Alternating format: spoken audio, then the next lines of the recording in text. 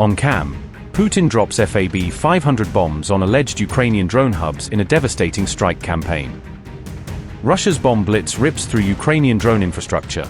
Moscow claims after fresh FAB-500 strikes. Russian bombers rain fire across multiple Ukrainian frontline positions in coordinated air raids. Zelensky plans payback, but Russia claims its air defenses foiled Ukraine's retaliatory strike attempt. Russia claimed 4 FAB-500 guided bomb strikes destroyed a Ukrainian drone control hub in the Donetsk region. Russian Defense Ministry visuals shared by RT showed a UAV guiding the precision strike onto its designated target. The released footage showed a massive explosion, followed by thick black smoke billowing over the strike location. Russia's Defense Ministry also claimed its forces captured the strategic settlement of Kostiantynivka during ongoing operations.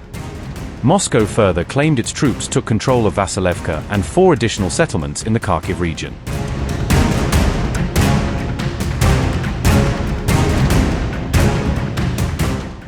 The Russian Defense Ministry said UAVs struck the Kantsarovka oil terminal and a nearby fuel depot during the operation. Russia also claimed its drones destroyed a Ukrainian UAV storage site as part of the same wave of strikes. Moscow added that Su-34 fighter aircraft carried out airstrikes against targets in the Donetsk and Sumy regions. The Defense Ministry said Russian air defenses also intercepted more than 500 Ukrainian aerial targets during the period. Moscow claimed the intercepted weapons included FP-5 cruise missiles as well as HIMARS multiple launch rockets. The attacks came as Russia said its recent mass strikes focused on Ukraine's defense industry and military facilities.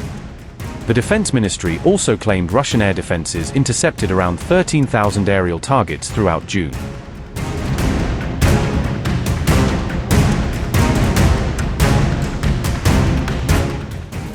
Officials in Moscow say Russian forces shot down more than 500 Ukrainian air threats overnight on July 3, portraying the scale of the attack as unprecedented and their defensive response as coordinated and effective. According to Russia's Defense Ministry, Ukraine launched 494 long-range drones, 9 HIMARS projectiles and 10 Flamingo missiles, underscoring Kyiv's reliance on large-scale standoff attacks to strike deep into Russian territory. These developments were formally reported by Russia's Defense Ministry on July 4, as part of an official briefing that aimed to shape public perception of the overnight clashes and reassure domestic audiences.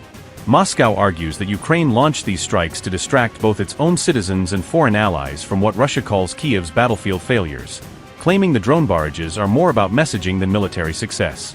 The ministry added that any Ukrainian bid to damage Russian civilian sites will not go unanswered, warning that Moscow will respond by expanding its security zone and increasing pressure on targets inside Ukraine. The statement said, and I quote, "Zelensky's attempt in this way to divert the attention of Ukrainians and foreign sponsors from the consequences of the Russian strike on July 2, 2026 against military facilities near Kyiv. And the catastrophic failure of the armed forces of Ukraine in Konstantinivka was thwarted by actions of Russian air defense systems. Air targets were neutralized under the unified command of the main command of the Russian aerospace forces. On all the lines of the air defense system created by professional and courageous actions of the combat, crews of the anti-aircraft missile troops, mobile firing groups, and fighter and army aviation crews." Unquote. Russia says that, in June alone, it destroyed roughly 13,000 Ukrainian air threats, a figure intended to show both the intensity of Kyiv's long-range campaign and the constant pressure on Russian air defense systems.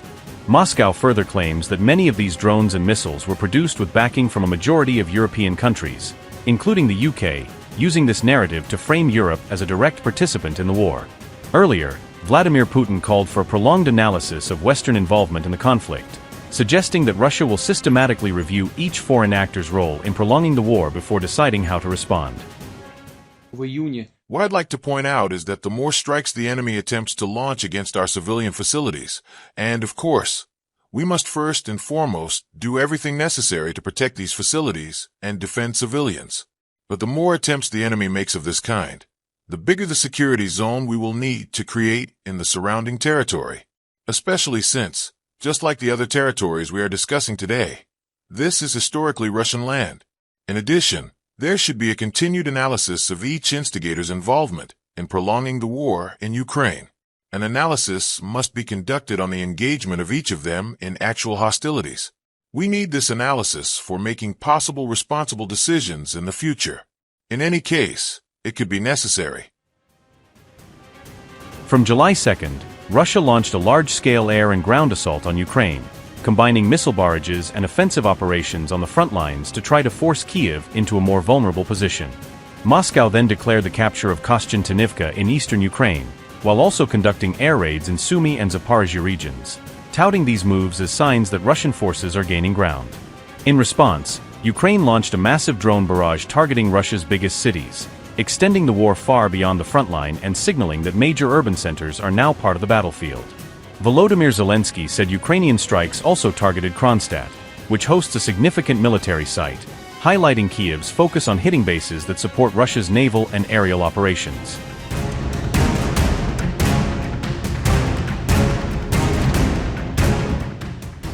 Russian President Vladimir Putin's $133 million superyacht has reportedly moved beyond the practical reach of Volodymyr Zelensky's forces.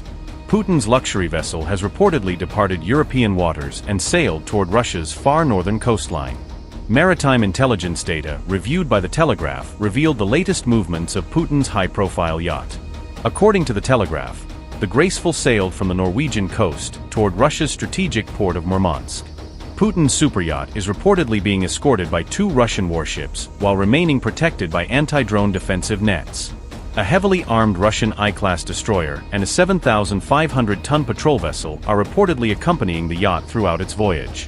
NATO is reportedly maintaining close surveillance over the movements of the Russian presidential superyacht. German and Danish naval patrol ships reportedly shadowed the Russian vessels during their passage through the Baltic Sea, according to the report.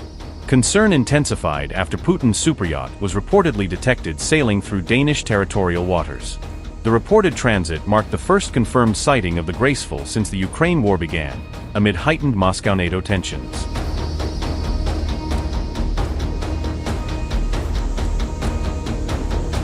The Graceful's departure from European waters comes as reports suggest Russia may be preparing to test NATO's defensive resolve.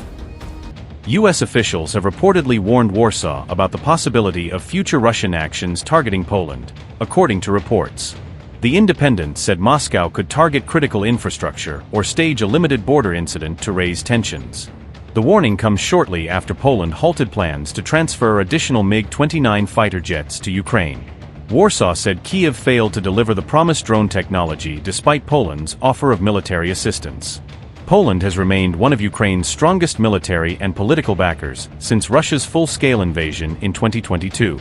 Amid these developments, sources told Polish outlet Anet that Russia could stage a provocation within the coming months. The reported objective would be to test NATO's resolve and increase pressure over continued Western support for Ukraine. Sources said possible scenarios include drone strikes or missile attacks against key Polish infrastructure. They also warned of a limited ground incursion that could be portrayed as an accidental crossing of the border. Officials reportedly fear Russian or Belarusian troops could cite GPS errors or rescue missions as justification. Sources claimed Moscow could use such pressure to demand reduced Western military support for Ukraine. Baltic security sources also warned that similar hybrid provocations could be directed at other neighboring NATO members. The Independent said Russia's heavily militarized Kaliningrad exclave remains a potential launch point for such operations.